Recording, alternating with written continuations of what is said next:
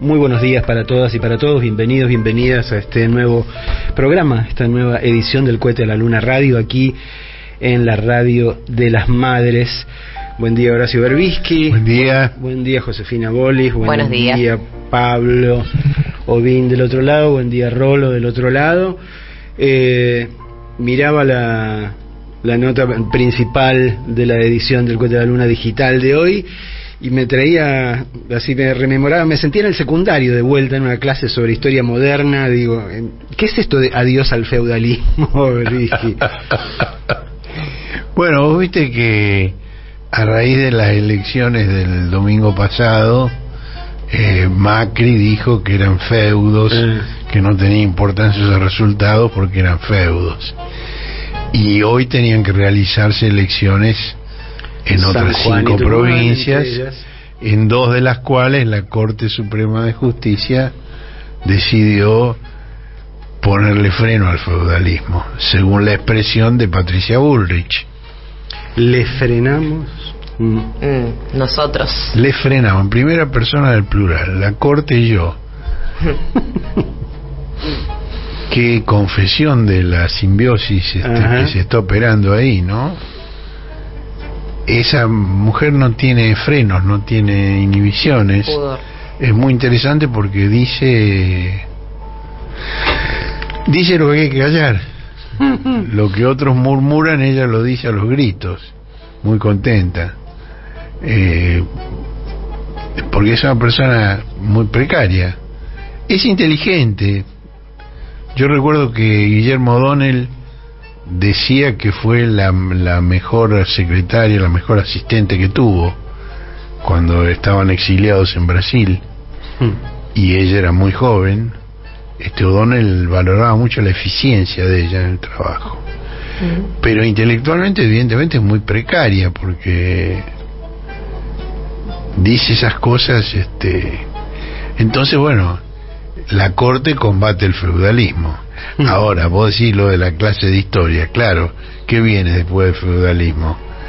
La monarquía.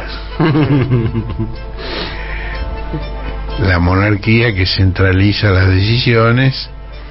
No desaparecen los feudos, pero se subordinan. Exacto. Que ha sido, bueno, uno de los grandes temas de la semana, sobre el cual vamos a hablar detalladamente. Otro de los temas de la semana ha sido el examen que las empresas transnacionales radicadas en el país, fundamentalmente de capital estadounidense, le han tomado a la dirigencia política en el foro de la Cámara Argentina de Comercio de Estados Unidos, o de la Cámara de Comercio de Estados Unidos en la Argentina, la AmCham. Allí es ahí pasaron varias cosas, ¿no? Muy interesantes. Por un lado, la posición de los empresarios norteamericanos. Esa se llama Summit, AmCham Summit, es decir, la cumbre de la Cámara. Comenzó con una filípica de su presidente, que al mismo tiempo que presidente de la Cámara es el líder de la JP del Banco Morgan. Hoy todo el mundo tiene una JP. El Banco Morgan también tiene su JP. Y Facundo Gómez Minujín la preside. Facundo Gómez Minujín hizo un happening de apertura como corresponde a un hijo de Marta Minujín. Y describió un país que avanza entre brumas hacia una grave crisis. Y dijo que la decadencia argentina es constante desde hace 70 años. Me suena. Es decir, el segundo gobierno de Perón, que fue derrocado poco después mediante un golpe sangriento de inspiración eclesiástica, ejecutado por unos pocos militares retirados del ejército, a los que luego se sumó la flota de mar.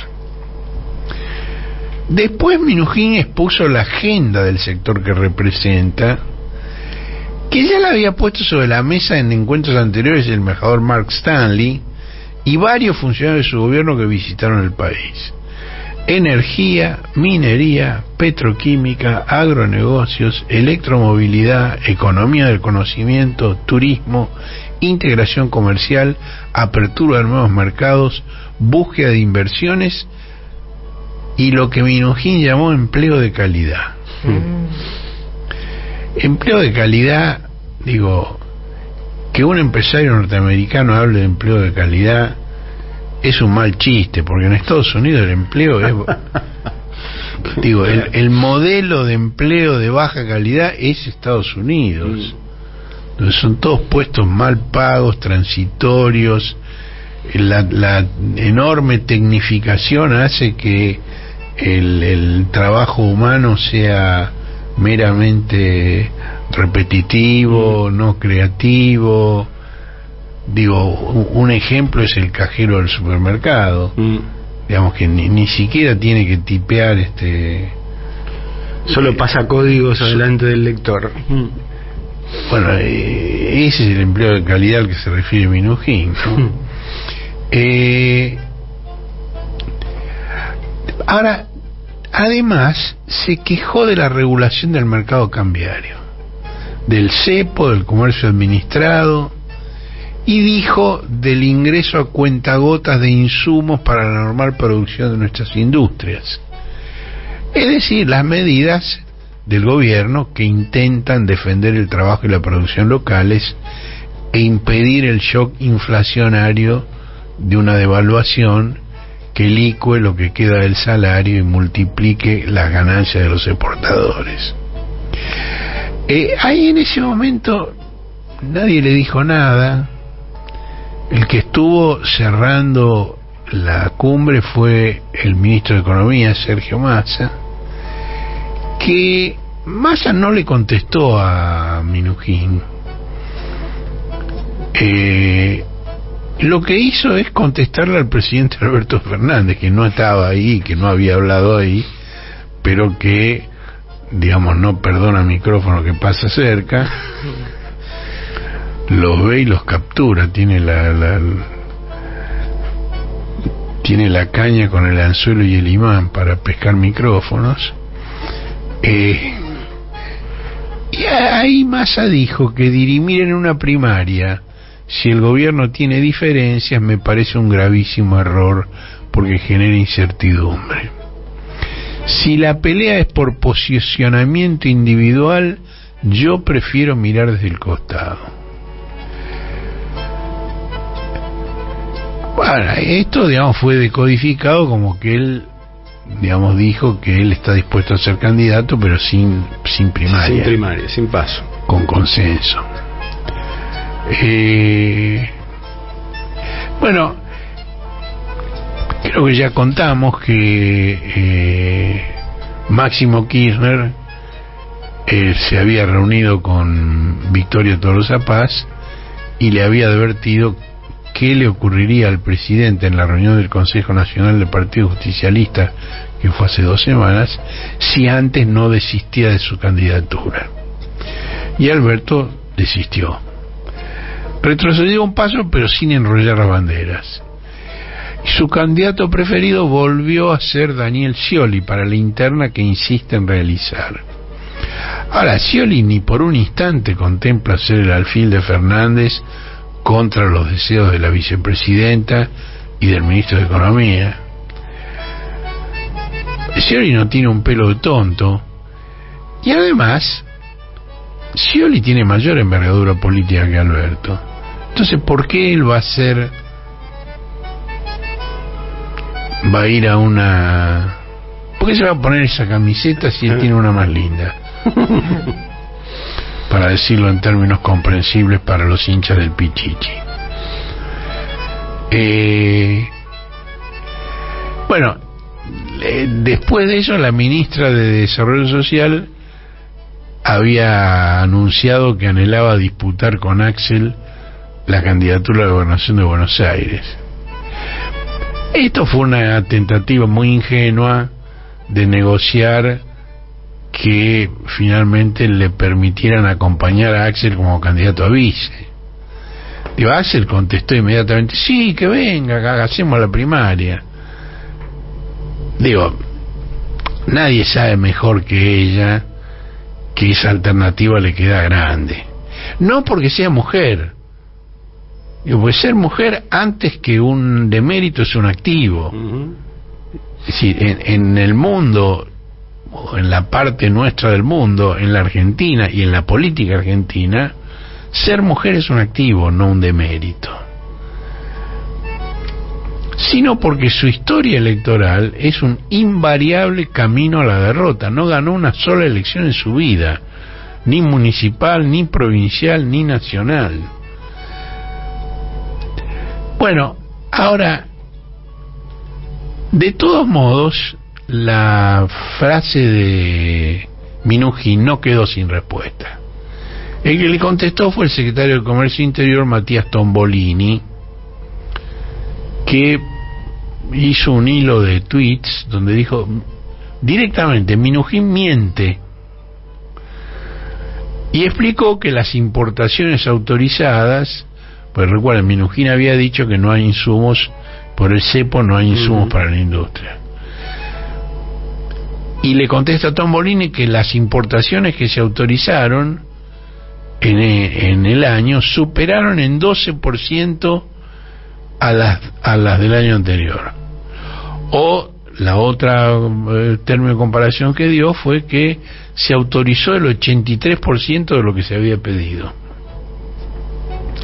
que el intercambio comercial fue de los más altos de la historia, y como Minujín es de la JP del Banco Morgan, también Tombolini se refirió al rol de los bancos que ayudaron a la fuga de divisas, que es una alusión directa, una alusión absolutamente directa. Y Minujín, Minujín no volvió a contestar, por supuesto. Tombolini no estaba en la reunión de Tombolini contestó con un tuit al día siguiente, no, de modo que no fue allí que se produjo la respuesta, pero fue una respuesta muy fuerte, muy categórica, y muy apropiada.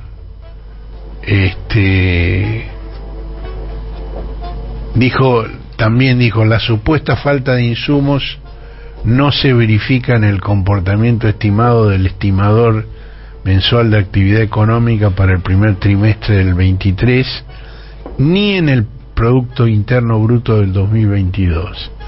Lejos de ser una economía cerrada, la Argentina en el año 22 totalizó uno de los intercambios comerciales más altos de su historia. Y las importaciones, que es a lo que se refería Minujín, también fueron de las más elevadas de la serie. La Administración del Comercio priorizó hacia insumos productivos, pero no hay importaciones prohibidas. Sí hay una restricción externa nueva, no prevista en el diseño inicial de la hoja de ruta del orden macroeconómico proyectado por el ministro Massa, al asumir que es la sequía. Y este factor nos obliga a ser más cuidadosos que antes, sobre todo en plazos de pago, y por eso se avanzó en el uso de la divisa propia, así como de yuanes, que representan más, que es la moneda china, ¿no?, que representan más del 12% de las autorizaciones del año vigente. Lo que sí debemos mirar con detenimiento es el rol de los bancos, que ayudaron en la formación de activos externos en el país, que fueron además un mecanismo de fuga con evasión de impuestos. Y ahí, en eso, digamos que la JP del Banco Morgan tuvo un rol destacadísimo. Es uno de los bancos que se ha caracterizado, que se ha especializado por desarrollar ese sector que con discreción llamaban banca privada y que servía para eso. Ahora, Minujín, por supuesto, él habló compungido de nuestra querida Argentina. Él no habló como un empresario norteamericano, habló como un argentino. O como un empresario norteamericano que se siente dueño de la Argentina, digo, porque si dice nuestra querida Argentina, pensará que es de él. Es muy buena observación, Marcelo. Y propuso Minujín la agenda heterodoxa que defiende la oposición: eliminar el déficit fiscal, independencia del Banco Central y de su directorio, recorte del gasto público del Estado, reglas claras y estables y un entorno ético y transparente. Qué lindo. Qué lindo mensaje, ¿no? Ahora, un mensaje muy parecido pronunció en el mismo lugar, en la misma tribuna, otro Yo invitado, Yo el Supremo. Yo el Supremo, Horacio Rosati. Rosati dijo alguna cosa nueva, pero sobre una base que ya había desarrollado en el pasado. Yo me acuerdo que en noviembre del año 16, es decir, al poco tiempo de asumir, yo creo que él asumió en julio o agosto del 16, porque el proceso de confirmación fue largo. Macri lo propuso en diciembre del 15, pero lo mandó por decreto y en comisión. Ahí hubo un corcoveo y finalmente negociaron con Pichetto, que bueno, sí, lo aceptamos, pero que pase por el Senado y que el Senado le dé el acuerdo. En noviembre del 16, en una entrevista con Jorge Fontevecchia, que a mí me parece el mejor interrogador del periodismo argentino, que estudia, que se prepara, que sabe lo que pregunta, Rosati sostuvo que la Constitución fija el régimen capitalista y lo caracterizó por la propiedad privada de los medios de producción, la iniciativa de los particulares y la competencia. Ahora, esto se lo dijo Fontevecchia en noviembre del 16. La semana pasada, ante los capitalistas realmente existentes, entre quienes la competencia es mala palabra, dada la enorme concentración entre quienes producen y venden artículos de primera necesidad, Rosati fue más allá y objetó la expansión incontrolada de la emisión monetaria, porque dijo que implicaba incumplir el mandato constitucional de defender el valor de la moneda. Bueno, ahí tuvo respuestas de mayor jerarquía que la de Tombolini a Minujín. Durante su informe ante el Senado, el jefe de gabinete, Agustín Rossi, ironizó, dijo: hay que tener tupé, dice, no pueden administrar la obra social del Poder Judicial y quieren administrar la economía argentina. Pero ¿no pensás que, digo, bueno, más allá de que obviamente concordamos con Rossi a este respecto, de que puede ser una especie de globo de ensayo con respecto de por qué lado pueden querer meterse en cualquier momento, digo, porque ellos que reparten inconstitucionalidades, pero por supuesto, en cualquier momento, y además hay un antecedente, digo, la Corte menemista en el año 2002 y en el año 2003 amenazó al gobierno, primero al gobierno interino del senador Duhalde y después al gobierno de Néstor Kirchner, con declarar inconstitucional la especificación y el corralito y obligar a devolver dólares que no existían. Esto lo cuenta Jorge Remen Lenikov, que fue el ministro del senador Duhalde, en un libro que acaba de publicar que se llama 115 días para desarmar la bomba, o el estallido, no me acuerdo el título exacto.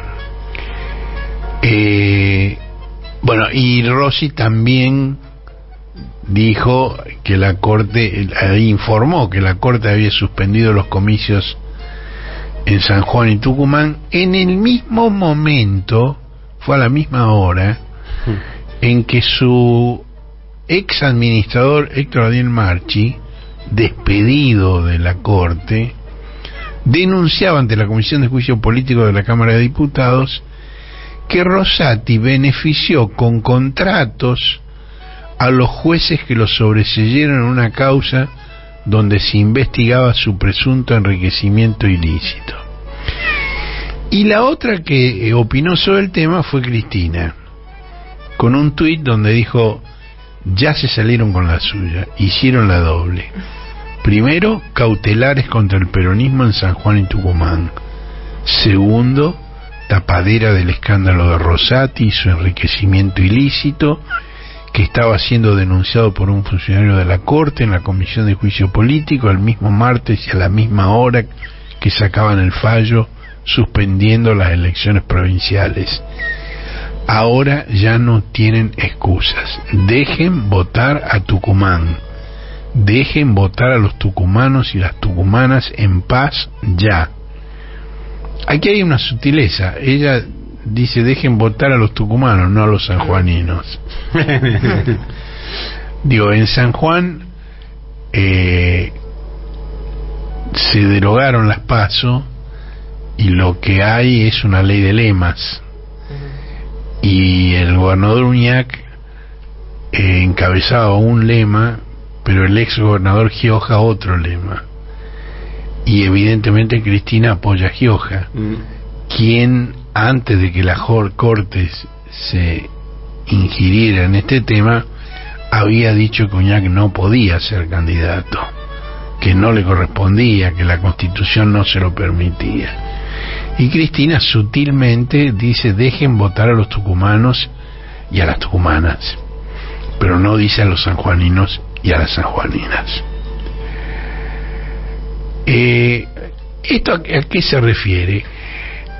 En diciembre del año 22, la Cámara de Casación, en una sala que integran los jueces Daniel Petrone, Diego Barrotaveña y Ana María Figueroa, confirmó un dictamen del fiscal Raúl Ple y sobreselló a Rosati en una causa que se había iniciado en Santa Fe, según la cual entre 2003 y 2007 funcionarios de la intendencia de esa ciudad entregaron parte de su sueldo para entregárselo a Rosati, quien había sido titular de ese municipio. Mediocre intendente, dijo Máximo Kirchner ayer en La Matanza. Mediocre intendente de Santa Fe entre 1995 y 1999. Bueno, en marzo del 22 los mismos jueces que mencioné ya habían aceptado la recusación de Rosati contra el juez federal que lo investigaba en su provincia, que era el juez Reinaldo Rodríguez. Marchi, ante la Comisión de Juicio Político, sugirió que la comisión pida los fallos de las distintas instancias en esa causa y los contratos que se dieron a los jueces durante los años 21 y 22. Una recomendación que la mayoría de la comisión adoptó de inmediato con entusiasmo y está pidiendo justamente para ver cómo calzan, digamos, los fallos. Cronológicamente, claro. Exacto. Bueno, a Rosati le contestó Silvina Batakis. Reapareció Silvina Batakis, la fugaz ministra de Economía que sucedió a la fuga de Mr. Magoo, y le respondió a Rosati en términos de una contundencia, pero no solo de una contundencia muy grande, sino también cambiando el eje de lo que se estaba discutiendo. Por supuesto. Porque Silvina dice que no es cierto de lo de la emisión incontrolada. Dijo: la emisión está controlada por el Fondo Monetario Internacional, que cogobierna en la Argentina, cercena la autodeterminación política y limita las políticas públicas.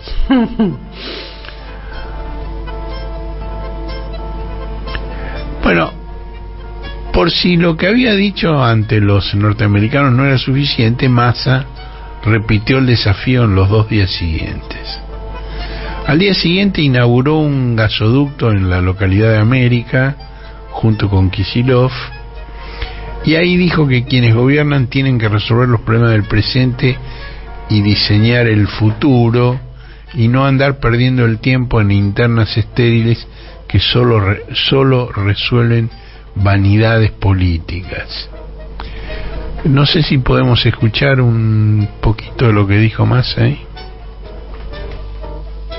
Cuando trabajamos juntos, la nación, el gobierno de la provincia, los municipios, cuando no perdemos el tiempo en peleas estériles, porque hay que decirlo con todas las letras, los que gobernamos tenemos que mostrar cómo resolvemos los problemas del presente y cómo diseñamos el futuro, y no andar perdiendo el tiempo en internas estériles que solo resuelven vanidades políticas.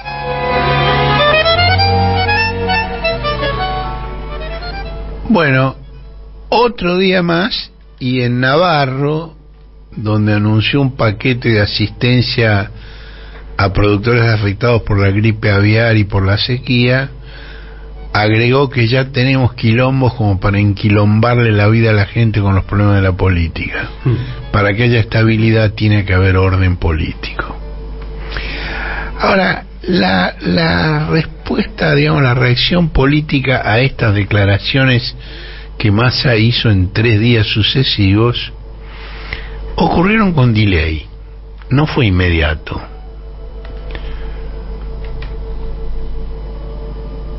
El gobierno estaba celebrando los fallos de la Corte Suprema porque le dio un motivo fuerte de unidad con las medidas cautelares que suspendieron las elecciones de gobernador y vice en San Juan, 2 provincias gobernadas por el peronismo, que era amplio favorito para ganarlas. Entonces, para Alberto Fernández, esto era una muy buena noticia, pues le permitía ponerse el traje de abogado, de hijo de jueces, de profesor, de eso que le gusta tanto, y hacer un discurso que también le gusta mucho, en el que anuncia que hará nada con todo eso que lo indigna. Desde el presidente hasta su ministro de Interior, Guado de Pedro, denunciaron un golpe a la democracia al impedir que el pueblo elija a sus representantes y el avasallamiento del federalismo por expropiar la decisión a las respectivas justicias provinciales. Bueno, Patricia Bull dijo lo que ya mencionamos. Textualmente: les frenamos las reelecciones a Mansur Uñac, se creen señores feudales y dueños de sus provincias, quisieron violar sus propias constituciones y la Corte Suprema los puso en caja. Con nosotros esto no pasará. Muy gracioso una Bullrich hablando de feudalismo, ¿no? Sí, y de no pasará. Y de no pasará. El no pasará es la frase histórica de la República Española durante la Guerra Civil. No pasarán, no pasarán, no pasarán. Les pasaron por encima. Ahora, si vos extremás la metáfora de la presidenta del PRO, bueno, concluís que también en la Argentina al feudalismo sucede la monarquía, en este caso personificada por el tercer triunvirato que comanda la Corte de Justicia. Ahora, eso no tiene relación ni remota con la Constitución.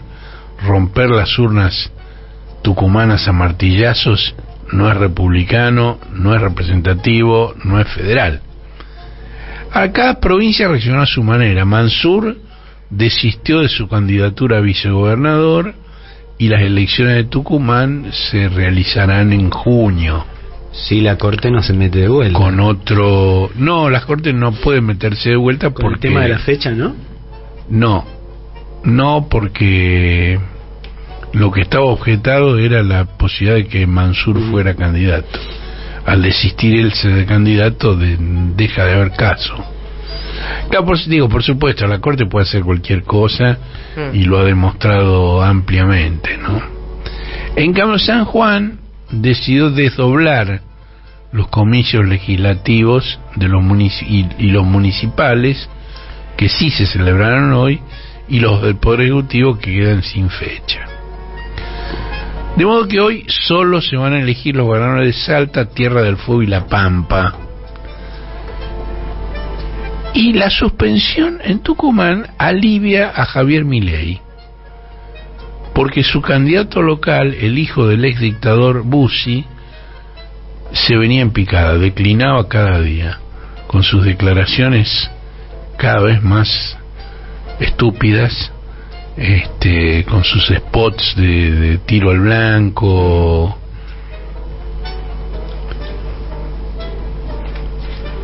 con esa movilización en el centro de Tucumán donde rompieron un puestito de propaganda del peronismo. Y entonces, después de la paliza en La Rioja con Martín Menem, a Milei le viene bien que no haya otra paliza tan cerca. Bueno, Alberto tardó 72 horas en contestarle a Massa y dijo que no cree que las internas desestabilicen la economía y las considera el mejor método para elegir los candidatos. Y bueno, ya internado en ese jardín, dijo que Cristina tenía derecho a competir en las primarias y que él no podía impedir que alguien la enfrentara. Es una fantasía que lo obsesiona a Alberto, que Cristina vaya a una interna, que las pierda. Está obsesionado con eso. Ahora, todos los demás dirigentes de alguna relevancia dijeron que ella era la única candidata de síntesis con quien nadie confrontaría. Y el amago de Axel de desdoblar la elección provincial de la Nacional es una alternativa que va a quedar abierta hasta último momento. Y sobre este tema habló en el Congreso del Partido Justicialista de la provincia de Buenos Aires Máximo Kirchner ayer. En el final de su alocución hizo una referencia a las internas como instrumento y lo dijo así: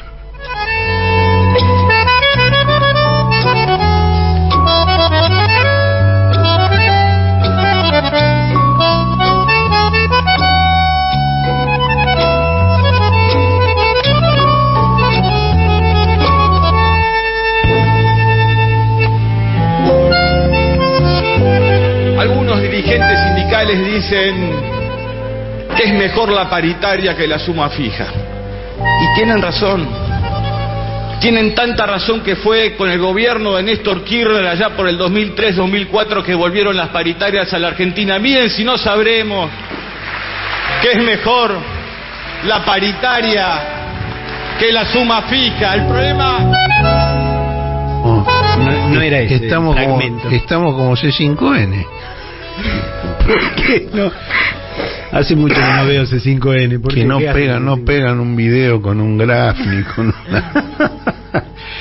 Vos te referías a lo de la guitarra, ¿no? A lo que dijo respecto en el final, lo que dijo en el final. ¿Lo tenés ahí, Pablo? El económico que vemos refleja que queremos utilizar esa ley que hizo Cristina, las PASO dentro del peronismo. Y la verdad que a mí como presidente de bloque me tocó en el 2021, cuando hubo un proyecto de ley que las quería suspender, decirle no.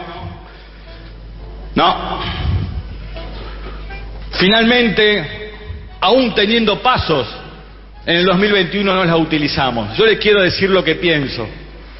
Es un instrumento. Es como la guitarra. Depende de quien la agarre, suena bien o suena mal. Entonces, creo que para no depender tanto de las virtudes del guitarrista, lo mejor es tener una buena partitura. Y la partitura debe ser un buen programa de gobierno que, sea por paso o por síntesis, se cumpla a partir del 10 de diciembre de 2023. Es la mejor manera realmente que en la Argentina, en nuestro espacio, salen las discusiones. Bueno, fue muy claro. Ahora estamos a pocos meses de la elección presidencial, mucho menos de la primaria, o de la síntesis a la que se refiere Máximo. El cierre de las listas. Y lo que tenemos es expresiones sobre la importancia del programa, pero lo que no vemos son aportes al programa. A mí me gustaría empezar a ver elementos sobre el contenido del programa. Que hace falta un programa, estoy totalmente de acuerdo. Que en el 19 no hubo esa discusión y no hubo tal cosa, es evidente también. Es importante que Máximo diga eso, pero digamos hay que empezar a trabajar. Tenemos algunas notas en el cohete de hoy que tiran algunas puntas sobre el posible programa, tema en el cual venía insistiendo Guillermo Vierba en notas anteriores.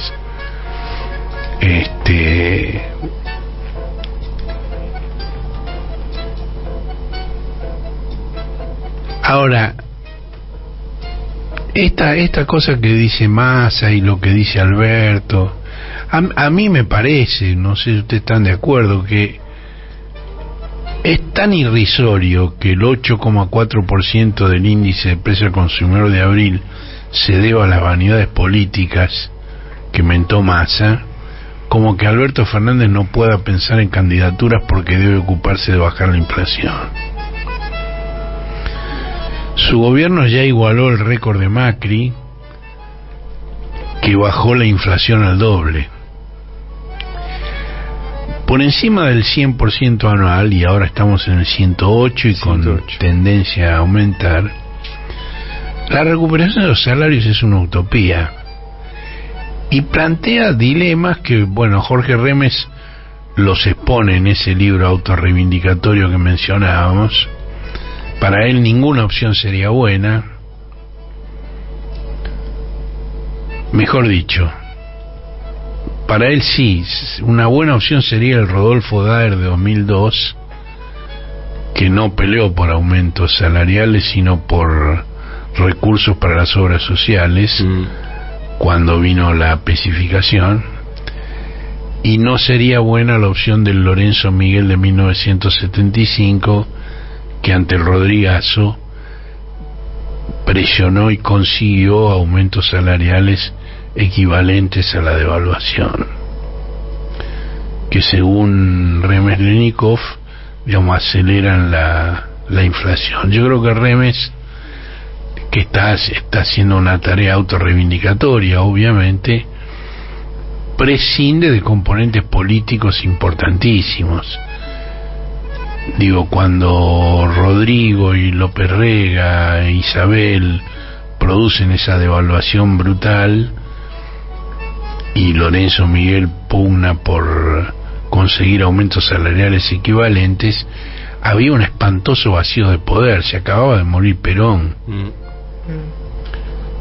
y había una situación de caos político que realmente las diferencias entre Massa y Alberto, entre Alberto y Cristina, no se pueden comparar de ninguna manera con aquella situación caótica. Y ahora sí, el audio anterior de Máximo, el primero, donde él opina de este tema. Algunos dirigentes sindicales dicen que es mejor la paritaria que la suma fija. Y tienen razón. Tienen tanta razón que fue con el gobierno de Néstor Kirchner allá por el 2003-2004 que volvieron las paritarias a la Argentina. Miren si no sabremos que es mejor la paritaria que la suma fija. El problema es que nuestra gente tiene urgencias. Entonces lo que uno le pide con toda humildad a los compañeros de los sindicatos y a la CGT es que, más allá de que todos sabemos que la paritaria es mejor que la suma fija, nuestra gente necesita una mano ahora, necesita una mano ya, para poder afrontar los abusos del poder económico que vemos reflejados también en los precios. Esto no es cuestión de quién le es la idea, no es de Taura, si yo estoy acá, si el otro está allá, si en el medio está la gente. De eso se trata. Tenemos que representar a la gente, no ver quién la tiene más larga entre uno y el otro. Suma fija ahora, paritaria después, y si podemos doble aguinaldo para los compañeros y las compañeras que todos los días trabajan en las fábricas, en las escuelas, en los hospitales y en los comercios. Bueno, esto no es un programa de gobierno para el próximo periodo, pero sí es un programa de gobierno para los próximos meses. Sí, claramente. Muy claramente. Ahí avanzó con definiciones muy claras, ¿no? Ahora, volviendo al tema de la Corte y de las decisiones que ha tomado la Corte, la avanzada de la Corte sobre los otros poderes de la Constitución, me parece que es importante esclarecer que empezó antes de que Macri designara en comisión a Rosati y Rosenkrantz en la Corte. Es un rasgo estructural de la democracia argenta posterior a la dictadura cívico-militar con bendición eclesiástica y su concentración de poder en torno a la capital federal. Por ejemplo, en abril del 15 el tribunal lo presidía Lorenzetti y no estaban Rosenkrantz ni Rosati, y la presidenta era Cristina todavía. Bueno, la Corte declaró nula la lista de conjueces de la propia Corte que había enviado el Poder Ejecutivo, porque la Corte ya entonces planteaba impedir los desmanes de los simples mortales elegidos por el pueblo. Ahí, bueno, Lorenzetti decía con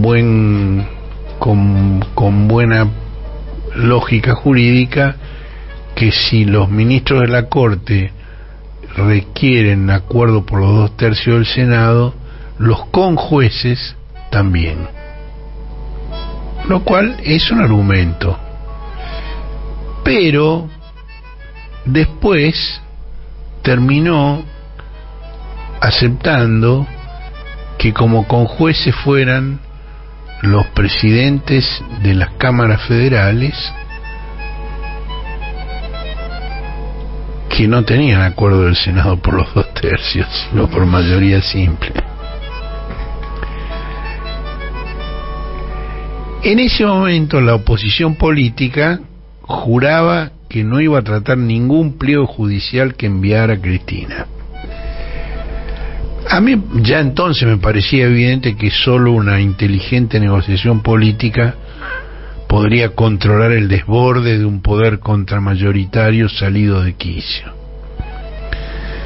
Bueno, los dos diarios asociados en Papel Prensa y en Expoagro coincidieron ante este fallo de la Corte en encomiar un blindaje frente a posibles ataques políticos, Clarín, o ante un embate del gobierno, La Nación.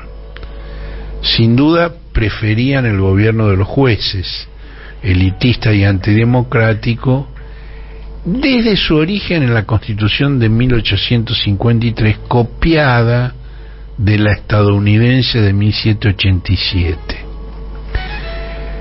Ese pronunciamiento de la Corte sobre los conjueces se produjo en dos causas en las que sus miembros se habían excusado. Los jueces de la Corte se habían excusado porque originariamente el tema era sobre los salarios, y entonces como a ellos también les competía, se excusaron. Y hubo una larga serie de excusaciones, nadie quería tomar esa responsabilidad, y entonces los jueces excusados se desexcusaron y dijeron que de otro modo se transgredirían principios fundamentales inherentes a la justicia, que por supuesto no explicaron cuáles eran. Y el interés de las partes, que en el sistema judicial argentino es fundamental, pues se trata siempre de un litigio entre dos partes, se redujo así a una mera excusa para afirmar el poder de los funcionarios judiciales en contra de la voluntad de los poderes de elección popular, igual que ahora, pero en un caso distinto. Bueno, hay autores en Estados Unidos como Alexander Bickel y en la Argentina como Roberto Gargarella que escribieron sobre el carácter contramayoritario del Poder Judicial. En uno de sus primeros libros, Gargarella explica que los derechos de las minorías protegidos, y se está refiriendo a Estados Unidos, eran los del núcleo de los más favorecidos de la sociedad, que integraban los acreedores y los grandes propietarios. Bueno, cuando Franklin Delano Roosevelt asumió la presidencia y comenzó una serie de reformas del New Deal, entre ellos la dolarización, es decir, salió del patrón oro y fue a la dolarización, cosa que René Lenikov dice que eso inspiró la pacificación argentina del 2002, que ellos tomaron el modelo de Roosevelt. Roosevelt salió del oro para ir al dólar, y la Argentina salió del dólar para ir al peso. Es decir, la exacerbación de ese cuadro, con la Corte votando en contra de cada decisión del gobierno, llevó a Roosevelt a decir que la Corte Suprema había asumido el rol de una tercera cámara del Congreso, al punto de que era preciso salvar a la Constitución de la Corte y a la Corte de sí misma. Esto parece escrito hoy en la Argentina, pero está escrito por Roosevelt en 1937. Bueno, Roosevelt designó en la Corte, el presidente de Estados Unidos tiene la facultad de designar al presidente de la Corte Suprema después de su reelección, porque Roosevelt fue elegido en el 32 y reelecto en el 36 y después en el 40. Designó al juez Félix Frankfurter, y ese juez, que fue una personalidad jurídica muy relevante, dijo que si los jueces, escucha esta frase porque la voy a leer entre comillas: si los jueces quieren ser predicadores, deberían dedicarse al púlpito. Si pretenden ser primariamente configuradores de una política, el Parlamento es su lugar. Los jueces obstinados son los menos defendibles entre todos los que atacan al imperio de la ley. Cierra comillas. Ahora, pero Roosevelt fracasó en ese intento. Sí consiguió en su momento que la Corte le empezara a aceptar algunas de sus reformas, pero los fallos de la Corte de Estados Unidos siguen hasta el día de hoy, y hoy más que nunca, en sintonía con los intereses de las grandes empresas, que es lo mismo que está pasando en la Argentina ahora, luego de unos años de primavera, cuando Kirchner designó a los jueces a los 9 jueces que la integraban. Ahora, este avance contramayoritario sobre los poderes que emanan de la voluntad popular termina de comprenderse con otro fallo de 2015, del 14 de abril de 2015, es decir, pre-Macri, pre-Rosati, pre-Rosenkrantz, en la causa Colegio de Abogados de Tucumán. Bueno, allí la Corte se colocó a un paso del control de oficio, es decir, no hay un caso, no hay alguien que... simplemente la Corte decide de oficio meterse, como si fuera un tribunal constitucional, que no es.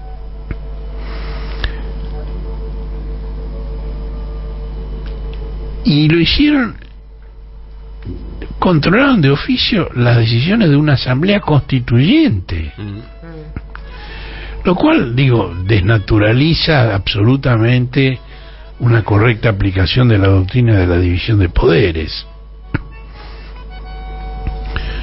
Los jueces son la última palabra en las causas cuando una parte alega ser damnificada por el desconocimiento de un derecho. Este es un sistema que se llama de control difuso de constitucionalidad,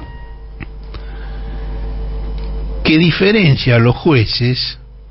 Si los jueces resuelven casos particulares y no generales, y esto los diferencia de los ayatolas de la revolución iraní, que tienen la última palabra en todo, también en la política, en lo que se les ocurra, y no en un caso, sino en general. La pregunta es, ¿quién controla a los jueces si, como ocurrió en la Argentina entre 1930 y 1976, fueran los jueces quienes pusieran en riesgo los principios fundamentales que hacen a la esencia de la República?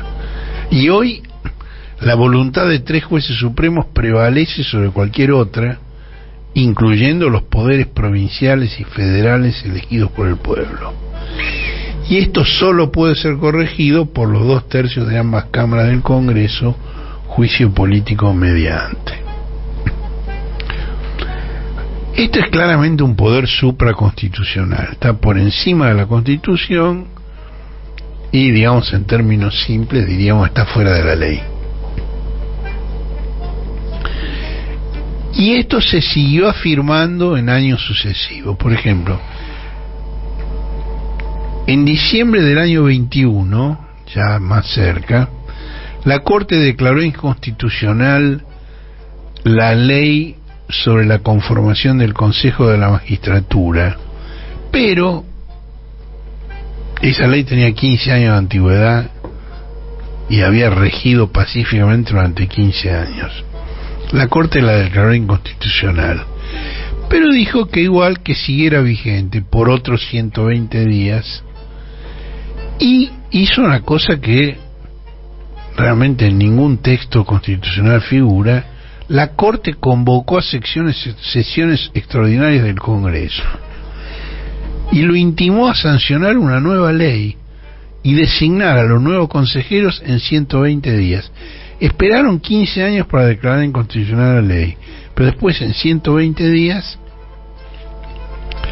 bueno, el 18 de abril del 2022, bueno, por supuesto, Juntos por el Cambio bloqueó eso, digo, no, en el Congreso, claro. Lo bloqueó en el Congreso, y entonces la Corte declaró la resurrección de la ley de 1997 que el Congreso había derogado en 2006. Es decir, es inconstitucional la del 2006 y recupera una ley derogada por el Congreso. Un Frankenstein. Si resucitaron un muerto. Ahora, en aplicación de esa ley, Rosati asumió la presidencia del Consejo, porque esa ley que había sido derogada por el Congreso y que la Corte no tenía facultades para resucitar, tal como lo dijo la disidencia de Lorenzetti en esa misma causa, esa ley resucitada planteaba que el Consejo de Magistratura iba a ser presidido por el presidente de la Corte. Ahora, aquí hay un alarde de republicanismo al uso nostro, porque poco antes Rosati había votado por sí mismo para presidir la Corte. Es decir, primero se votó a sí mismo como presidente de la Corte, después falló resucitando una ley convertirse en presidente del Consejo. Esto es muy serio, ¿no? Digo, vale la pena contarlo así en detalle para que se perciba en qué terreno estamos. Bueno, en mayo del 21 la Corte dio un paso más allá al atribuir a la Ciudad Autónoma de Buenos Aires un estatus provincial que la Constitución le había negado en forma explícita. No es que no dice, no, dice que no la Constitución. Bueno, ahí Rosati acuñó una expresión muy imaginativa, dijo que Buenos Aires era una ciudad constitucional federada. Lo inventó él.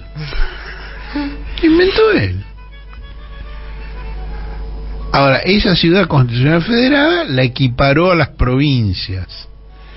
¿Cuál es la diferencia? Que las provincias preexisten a la nación. Las provincias son anteriores a la nación Y cuando se celebró la unidad nacional y cuando se sancionó la primera Constitución, las provincias delegaron algunas facultades en la nación y se reservaron otras. Por ejemplo, la de decidir cómo se eligen sus autoridades y cómo se juzgan los procesos electorales. Otra de la misma saga, en diciembre del 22, la Corte, por una medida cautelar, dispuso duplicar la coparticipación que la capital federal recibía de la nación en las 2 décadas previas. La ciudad recibía 1,4% de coparticipación, 1,4% del total de los recursos coparticipables, y la Corte lo duplicó al 2,95%. Por supuesto, Rodríguez Larreta pedía más, pedía 3,90, que es lo que le había concedido Macri. Ahora la Corte, claro, entre el 3,90 que le había dado Macri y el 1,4 que tenía antes de Macri, zanjaron la diferencia y dijeron 2,95. Pero esto no es de jurista, esto es de bolichero. Esto de bolichero en la libreta del almacén. Bueno, la libreta del almacén es una metáfora que revela mi avanzada edad. Casi no hay almacenes y no hay libretas. Ya no hay libretas, no claramente. Pero creo que igual se entiende. Creo que igual se entiende. Bueno, Alberto Fernández dijo entonces que la Corte quería favorecer la candidatura presidencial de Horacio Rodríguez Larreta. Es probable, sí, yo creo que sí. Pero también se explica por el rol que la ciudad de Buenos Aires ha jugado en la historia argentina, a partir de su aduana y el que sigue jugando en el presente como asiento del poder económico, de sus grandes empresas, tanto locales como multinacionales, y no solo, también, digamos, del episcopado católico, del Poder Ejecutivo Nacional, del Congreso y de la propia Corte Suprema, que tienen todos su sede aquí. Ese fallo tiene toda una retórica sobre el federalismo y la concertación, pero eso es una cortina de humo, porque en definitiva lo que el fallo hace es reforzar el centralismo porteño, lo cual retrotrae la cuestión hasta antes de la capitalización de 1880, es decir, en el año 80 la ciudad de Buenos Aires pasó a ser capital de la nación, y hasta antes de la Constitución de 1860, que sentaron las bases para la existencia y el progreso de la nación. Esto puede parecer remoto, porque estamos hablando de 1860, de 1880, pero donde hubo fuego quedan cenizas, y si atizás los rescoldos podés provocar un fuego. Y ese fuego fue voraz hasta hace 14 décadas. La Corte está haciendo un juego muy, pero muy peligroso. Ahora, no siempre la injerencia de la Corte en el proceso institucional es tan explícita. Por ejemplo, en noviembre del año 20, la Corte falló en contra de la pretensión de los jueces Leopoldo Bruglia y Cacho Bertuzzi de permanecer en sus asientos de la Cámara Federal, a los cuales Macri los había trasladado sin concurso ni acuerdo del Senado. Ellos tenían cargos en otros tribunales y Macri los trasladó nada menos que a la Cámara Federal de la capital, que es la alzada de los juzgados de primera instancia que tratan los casos que interesan al Poder Ejecutivo Nacional. Entonces la Corte dijo que no está bien, que tienen que los jueces de la Cámara Federal tienen que ser designados de acuerdo al procedimiento constitucional, pero la selección por el Consejo de la Magistratura y el acuerdo del Senado. Pero hasta que fueran elegidos sus titulares por el procedimiento constitucional podían seguir en sus cargos. Pasaron 3 años ya. Inhibisos. Nada, siguen ahí. siguen ahí y siguen fallando contra el peronismo, contra Cristina. Hay un viejo debate. Hay una frase genial, que la hipocresía es un tributo que el vicio rinde a la virtud. Hay un debate sobre quién fue el que la dijo primero, si fue el Marqués de Sade, si fue la Rochefoucauld. Hay citas distintas. Lo único seguro es que fue en francés y que se aplica perfectamente a esta Corte Suprema. La hipocresía es un tributo que el vicio rinde a la virtud. Bueno, esta es la cadena a la que el tribunal agregó 2 nuevos eslabones en Tucumán y San Juan.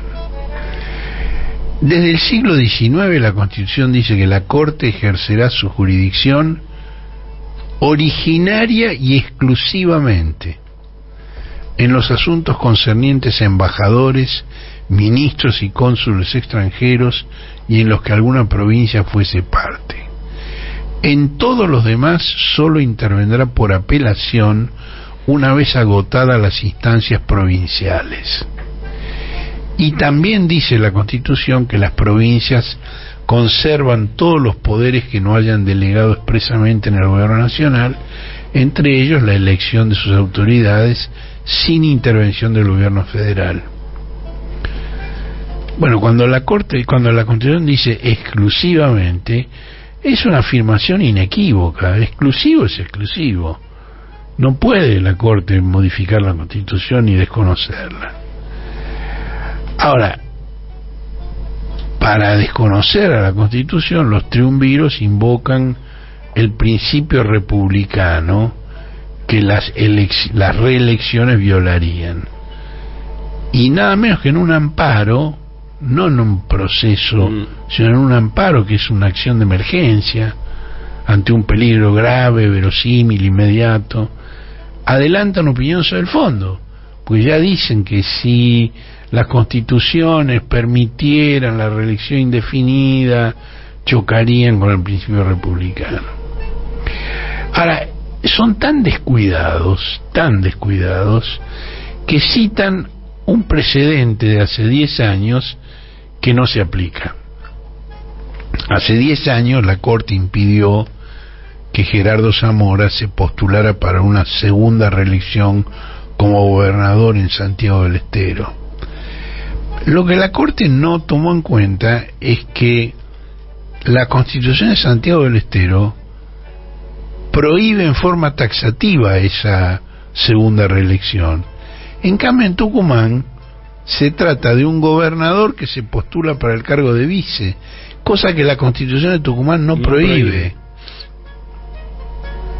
Ahora, la Corte podría llegar a declarar inconstitucional la Constitución de la provincia de Tucumán, pero eso debería ser en un larguísimo proceso que agotara todas las instancias primero, no en un amparo. Digo, la Constitución de Tucumán tiene décadas y ahora de golpe la Corte descubrió. Bueno, para formar mayoría de 3, también fue necesario que Rosenkrantz modificara su voto de 2019 en el caso de Río Negro, donde en un voto en disidencia él dijo que la Corte no tenía competencia para intervenir en la denuncia de Martín Soria, el actual ministro de Justicia, contra la reelección de Alberto Beretilnec, porque, según Rosenkrantz, se trataba de interpretar la Constitución provincial, cosa que solo podían hacer los tribunales de Río Negro. Claramente la Corte viene haciendo una interpretación marxista de la ley, ¿no? Marxista de línea Groucho, ¿no? Estos son mis principios y si no te gustan, los tengo otros. otro. Bueno, ahora esto se encuadra en un contexto más amplio. Digo, hubo una presentación del gobierno de Colombia a la Corte Interamericana de Derechos Humanos pidiéndole una opinión consultiva respecto de la reelección presidencial indefinida.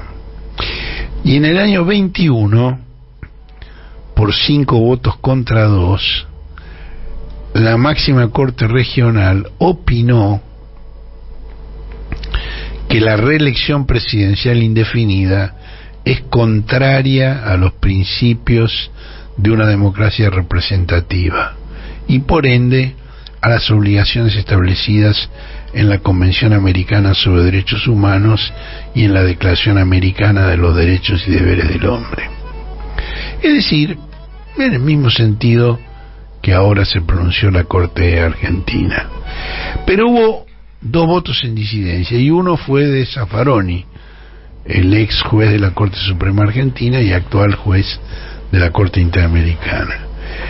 Y Zaffaroni dijo que la Corte Interamericana no es competente para juzgar las particularidades de las formas de gobierno que adoptan nuestros estados, más allá de los estrictos límites esenciales a cualquier democracia representativa que le señala los instrumentos internacionales que el tribunal tiene el deber de hacer cumplir, en ninguno de los cuales se hace referencia a la reelección indefinida. Pero además, y esto no lo dice Zaffaroni, esto lo digo yo, el poder presidencial es incomparable con el de un gobernador de provincia. Entonces, lo que se diga sobre la reelección indefinida del presidente no necesariamente no se aplica automáticamente a la reelección indefinida de un gobernador, y además, en el caso de Tucumán no se trataba de la reelección indefinida del gobernador. Hay un libro muy citado de Carlos Nino, en sus fundamentos de derecho constitucional, un libro de 1992, donde, hablando de la revisión judicial de las decisiones de los poderes políticos, Nino cita a un filósofo del derecho norteamericano que tiene un curioso nombre, se llama Billings Learnhand. Learnhand, ¿cómo lo traducirías? Como mano entrenada, ¿no? Mano entrenada, o mano capacitada, o mano sabia. Sí. Bueno, pero no era un apodo, digamos.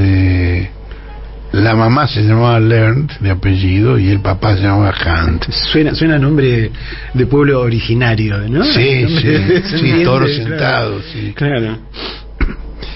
Y el nombre de pila de él era Billings. Bueno, Billings Learnhand fue un filósofo del derecho que a un siglo atrás precedió a Thomas Griesa en el famoso juzgado federal de Wall Street. Fue juez de Wall Street, después fue miembro de la Cámara de Apelaciones. Nunca llegó a la Corte Suprema, aunque su influencia fue enorme. En algunas notas del cohete, Hunt fue mencionado por Enrique Hidalgo, nuestro colaborador, que fue secretario parlamentario de la Cámara de Diputados durante la gestión de Alberto Balestrini. Bueno, Hunt escribió que si no existiera la revisión judicial, él no sabía qué quedaría de los valores fundamentales de equidad y sentido de justicia que establecen las constituciones.